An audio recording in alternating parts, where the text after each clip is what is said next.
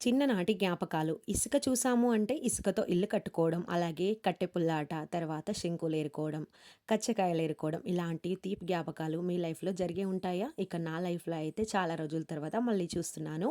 మేము ఎక్కడికి వెళ్ళాము, ఎందుకు వెళ్ళాము అంటే అమ్మమ్మ వాళ్ళ ఇంటికి వెళ్ళాము. తాతయ్య చనిపోయారు. అందుకోసమైతే 3 డేస్‌లో పక్షికి పెట్టాలి కదా! మనం అన్ని ఐటెమ్స్ చేసుకొని అక్కడైతే వెళ్ళేసరికి చాలా లేట్ అయిపోయింది. వెళ్ళిన తర్వాత కూడా టైం చాలా తీసుకుంది. పక్షి రావాలి కదా! మేమైతే ఇక్కడ ఎక్కడో ఇసుక మధ్యలో అంటే వాగులో కూర్చున్నాం. అక్కడికి రావాలి అంటే టైం తీసుకుంటుంది. గంటన్నర టైం అయితే తీసుకుంది. కుక్క వచ్చేసి తినేసిన తర్వాత స్నానాలు కూడా చేయాలి కదా! అందుకోసమైతే అక్కడే వాగులో చాలా రోజుల తర్వాత అయితే వాటర్‌నైతే చూస్తున్నాము. ఎప్పుడో ఒక 25 ఇయర్స్ ముందు చూసామండి ఈ వాటర్‌నైతే. అంటే వాటర్‌ని చూడము అంటే మేము వెళ్ళే దారిలో వాగులో చిన్నతనంలో అక్కడ వాటర్‌ని అప్పుడెప్పుడో చూసాము. చాలా రోజుల తర్వాత చూస్తున్నాం అంటున్నాను. అక్కడక్కడ చూసే ఉంటాం. కానీ మనం ఎప్పుడో జ్ఞాపకాలు ఇప్పుడు చూస్తే ఆ థ్రిల్లే వేరు కదా! అదే మీతో చెప్తున్నాను. ఇప్పుడు స్నానం చేసేసి ఇంటికెళ్ళిపోవాలి. వర్షాల వల్ల ఈ విధంగా ఎడారిలా కనిపిస్తుంది చూసారు కదా!